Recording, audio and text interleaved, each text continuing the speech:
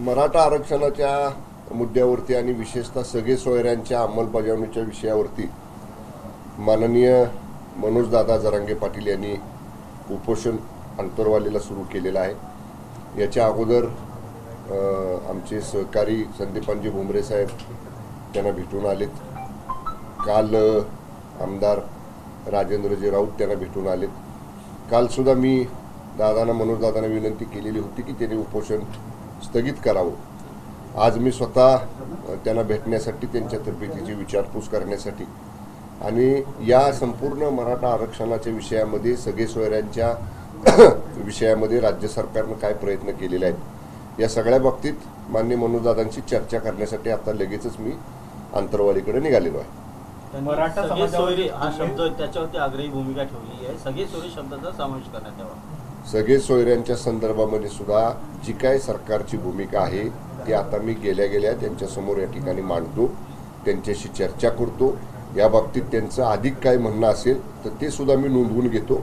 पण या संपूर्ण प्रक्रियेमध्ये राज्य सरकार हे कायमस्वरूपी टिकणारं आरक्षण मिळालं पाहिजे किंवा आपण दिलेलं आहे 10% आरक्षण आणि सगळे सोयऱ्यांच्या बाबतीत सुद्धा सरकार सकारात्मक प्रयत्न करते। ओके, गुन्ह्या संदर्भामध्ये आहे ते गुन्हे मागे घेतले ना या सगळ्या संदर्भात देखील वारंवार ते सांगतात की गुन्हे मागे घेतले पाहिजे। गुन्ह्या संदर्भामध्ये सुद्धा राज्य सरकारने निर्णय घेतलेला आहे।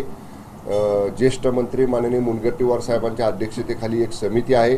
ती समिती या सगळ्या गुन्ह्यांचा जो काही प्रस्ताव गृह विभागाकडून येतो त्याची छाननी करते आणि गुन्हे मागे घेण्यासाठीचे जे काही निकष आहेत त्याच्यामध्ये बसणारे जे गुन्हे आहेत ते गुन्हे पाठीमागे घेण्याची प्रक्रिया सुरू झालेली आहे।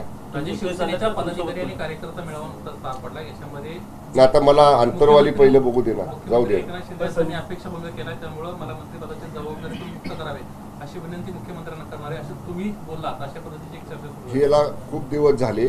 माझ्या विधानसभा मतदारसंघाचा मेळावा होता।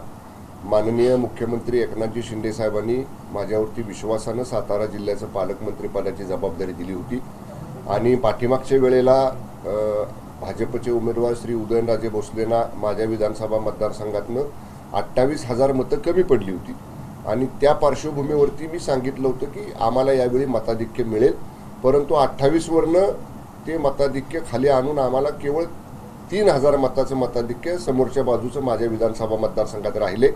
त्याला वेगवेगळी कारणं आहेत आणि म्हणून त्यावेळी कार्यकर्त्यांशी बोलताना मी सांगितलं की बाबा माननीय मुख्यमंत्र्यांचा माझ्याकडनं अपेक्षाभंग झालेला आहे। पालकमंत्री असताना सुद्धा स्वतःच्या विधानसभा मतदारसंघात जर मताधिक्य कमी आहे तर ती जबाबदारी माझी स्वतःची आहे।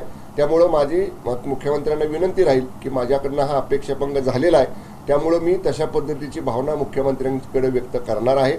परंतु ह्या 2 दिवसामध्ये मनोज पाटील जरांगे साहेबांचं हे आरक्षणाचा विषय पुढे आल्यामुळं अगोदरच माननीय मुख्यमंत्री खूप व्यस्त आहेत, त्यामुळे अशा परिस्थितीमध्ये त्यांच्याकडे हा विषय बोलणं मला योग्य वाटलं नाही। मी नंतर वेळ स्वतंत्र माननीय मुख्यमंत्र्यांचा घेऊन कशामुळे मताधिक्य कमी झालं आणि तरी सुद्धा ती जबाबदारी माझीच आहे। माझ्या बाबतीत जो काय निर्णय घ्यायचा आहे तो माननीय मुख्यमंत्री घेतील। ओके, धन्यवाद धन्यवाद। आणि मला दुगायचं ना, बच्चू कडू हे पक्ष तुमच्या महायुतीमध्ये नाराज आहेत। बच्चू कडू आज निर्णय घेण्याची शक्यता आहे। ते म्हणतात की ब्रह्मदेव जरी आला तरी मला मंत्रिपद काय मिळणार नाही आणि आलं तरी मला मंत्रिपद नको म्हणतात। आता हा विषय माननीय बच्चू भाऊंच्या मधला आणि माननीय मुख्यमंत्री महोदयांच्या आणि दोन्ही उपमुख्यमंत्री महोदयांच्या मधला आहे।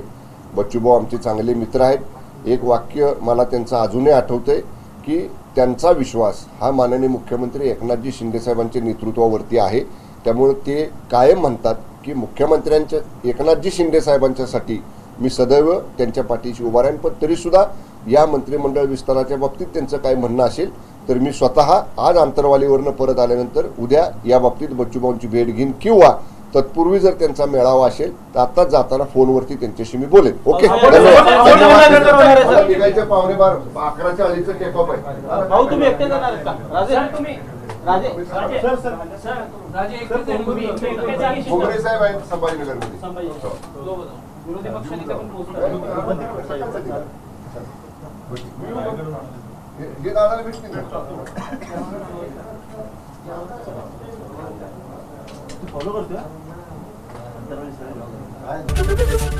एबीपी माझा, उघडा डोळे बघा नीट।